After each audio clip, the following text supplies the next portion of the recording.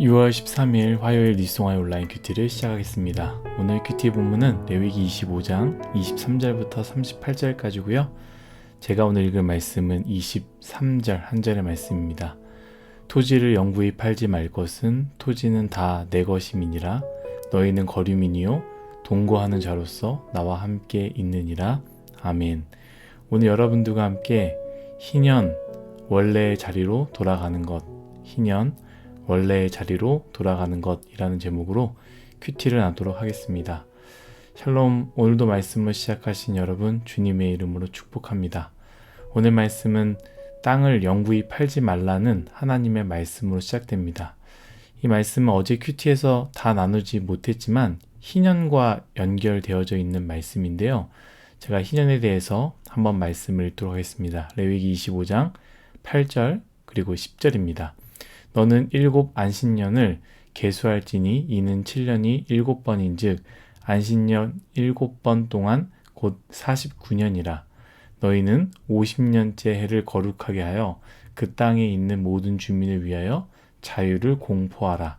이 해는 너희에게 희년이니 너희는 각각 자기의 소유지로 돌아가며 각각 자기의 가족에게로 돌아갈지며. 아멘. 어제 말씀은 안식년을 이야기했죠. 매 7년째가 안식년이 되는 것 아니겠습니까?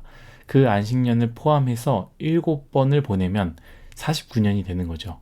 그리고 바로 그 다음 년이 50년이 되는데요. 바로 그 해가 희년이 되는 것입니다. 어찌 보면 완전한 안식을 의미하는 것 아니겠습니까?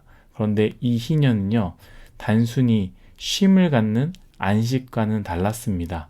더 나아가는 완전함을 보여주는데요. 10절 앞에서 읽었던 것 같이 참 중요한 말씀이 제가 한 번 더 읽도록 하겠습니다. 너희는 50년째 해를 거룩하게 하여 그 땅에 있는 모든 주민을 위하여 자유를 공포하라. 이 해는 너희에게 희년이니 너희는 각각 자기의 소유지로 돌아가며 각각 자기의 가족에게로 돌아갈지며. 아멘. 희년이 될 때는 모든 주민을 위하여 자유를 공포하고 각각 자기의 소유지로 돌아가며 자기의 가족에게로 돌아간다라고 말씀하십니다. 좀 더 자세히 이야기한다면 희년이 될 때는 만약 땅이라면 원래의 소유자로 돌아가는 것입니다. 가난해져서 어려워져서 땅을 누군가에게 팔 수 있지 않겠습니까? 선조로부터 물려받은 땅인데 그 땅을 어쩔 수 없이 팔았어도 50년, 곧 희년이 될 때는 그 땅을 원주인에게 돌려줘야 한다라는 것이죠. 땅이 아니라 사람도 마찬가지입니다. 앞 말씀에서 각각 자기의 가족에게로 돌아간다라고 했던 것 같이 누군가의 종이 될 수 있습니다. 빚을 지게 되지요. 가난해져서 어쩔 수 없이 빚을 지게 되고 그 빚을 갚지 못하게 되면 종이 되어버리는데요. 그 종도 마찬가지입니다. 50년, 곧 희년이 되면 그 종 또한 원래 가족에게로 돌려보내야 한다는 것이 바로 희년이다라는 것이죠. 여러분, 이 희년의 정신 참 좋지 않습니까? 우리가 불편하게 생각하는 단어, 세습이라는 단어가 있습니다. 우리는 세습이라는 단어를 들을 때 부의 세습을 생각하지요. 세습이라고 해서 나와는 상관이 없다라고 생각하지만 혹시 편하게 부모님을 통해서 먹고 사는 것을 누리고 있다면 여러분, 이것도 부의 세습 아니겠습니까?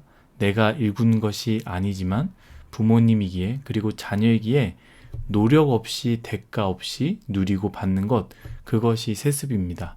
물론 우리의 세습은 그렇게 큰 것이 아니라서 크게 다가오지 않지만 우리가 민감하게 생각하는 공평과 형평성을 생각할 때 이 엄청난 부의 세습, 엄청난 권력의 세습은 참 무섭습니다. 왜냐하면 동일선상에서 시작하지 않고요. 이 세습을 받은 어떤 사람들은 우리보다 훨씬 앞에서 시작하기 때문입니다. 그런데 이 희년 정신은 무엇을 말하느냐? 그 부의 세습을 멈추게 하는 것이죠. 그 사람이 얼마나 많은 것을 얻었고 얻을 수 있는 땅과 무기가 있다 할지라도 50년째 희년이 될 때에는 원주인에게로 돌아가니 다시 같은 선에서 시작하게 된다라는 것입니다. 그런데 저는요, 그것보다 더 중요한 것이 있는데요. 바로 가난의 세습입니다. 여러분, 가난도 물려짐을 받습니다. 고통과 아픔은 그대로 물려받습니다. 늘 어렵습니다. 현실이 그렇지 않습니까? 그런데 하나님은 희년을 선포하셨습니다. 그런 사람에게 가난의 세습을 멈추게 하셨고요. 막아주시고 새롭게 하셨습니다. 아버지가 가난하니 너도 가난해야 된다라는 것을 하나님은 허용하지 않았습니다. 부모님이 계시지 않는다고, 너무나 물질이 없어서 힘들다고, 배우지 못해서 너무나 어렵다고 가난을 물려받을 수 있지만 하나님은 희년을 말씀하셨다라는 것이죠. 가난 또한 물려받는 것이 아니라 다시 새롭게 시작할 수 있는 은혜를 주신 것이 바로 희년이다라는 것입니다. 여러분, 누군가가 제 이야기를 듣고 사상 검증이 필요하다라고 생각할 수 있지만 여러분, 희년 정신이 그것을 말하고 있습니다. 누구도 주인이 될 수 없다라는 것이죠. 그것이 엄청난 달란트고 엄청난 물질을 만들어주는 땅이든 무엇이든 그것을 사람이 소유하거나 영원히 소유할 수 있는 것이 아니라 이 모든 것의 주인은 하나님이 되신다라는 것을 이야기하는 것입니다. 여러분, 레위기의 말씀을 잘 들어보십시오. 오늘 25장 전체를 읽어보면 안식일을 이야기하고요, 희년을 이야기한 다음에 오늘 말씀, 토지를 영구히 팔지 말라, 토지는 다 내 것이다 라고 말씀하시지 않습니까? 제가 큐티 제목을요, 희년, 원래의 자리로 돌아가는 것이라고 정했습니다. 오늘 본문에서 땅의 주인이 누구라고 이야기합니까? 아무리 원주인이 있다고 할지라도 정말 실제의 주인은 하나님 아니겠습니까? 누군가 그 땅을 소유할 수 있고요, 그 땅을 팔 수도 살 수도 있지만 그 땅의 실제 주인은 돈 가진 자가 아니라 바로 하나님이다라는 거예요. 희년을 생각할 때 뭘 생각하는 것입니까? 이 땅의 주인은 하나님이시구나. 이것을 기억하라라고 말씀하시는 것입니다. 이 땅이 너의 땅이 아니다. 이 땅은 하나님의 것이다 라는 것을 우리는 희년 정신을 통해서 배우고 기억해야 됩니다. 그렇다면 사람은 어떻습니까? 사람의 원주인 또한 하나님 아니시겠습니까? 희년을 통해서 우리는요, 나의 실제 주인이 누구인지를 기억해야 된다라는 것입니다. 사랑하는 뉴송아 여러분, 희년 정신을 우리가 기억했으면 좋겠습니다. 희년을 실제로 지키면서 살고 있진 않지만 희년의 정신만큼은 우리가 가져야 되지 않겠습니까? 희년, 곧 원래의 자리로 돌아가게 하는 것입니다.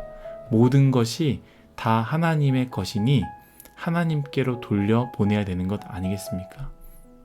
여러분, 우리의 마음은 지금 어디에 가 있고 어디에 빼앗겼고 무엇에 팔아버렸습니까?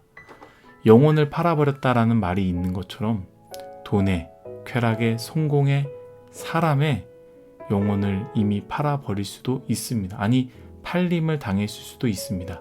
그러나 오늘 희년 말씀을 통해서 우리에게 다시 한번 이 말씀을 전하시는 것 아니겠습니까? 희년을 통해서 하나님께로 다시 부르시는 것 아니겠습니까? 토지는 다 내 것이다. 사람은 다 내 것이다. 물질은 다 내 것이다. 지식은 다 내 것이다.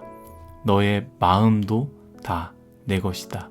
너의 인생도 다 내 것이다.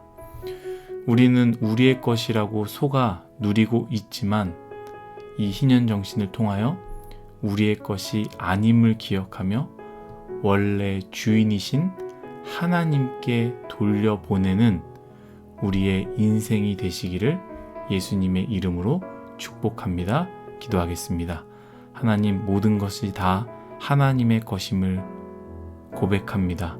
희년 정신을 통하여서 하나님 빼앗겼던 것, 팔아버렸던 것, 다른 곳에 가 있었던 모든 것들이 하나님께로 원래의 자리로 돌아가게 하도록 하는 은혜를 허락하여 주옵소서. 감사하며 예수님의 이름으로 기도드렸습니다. 아멘.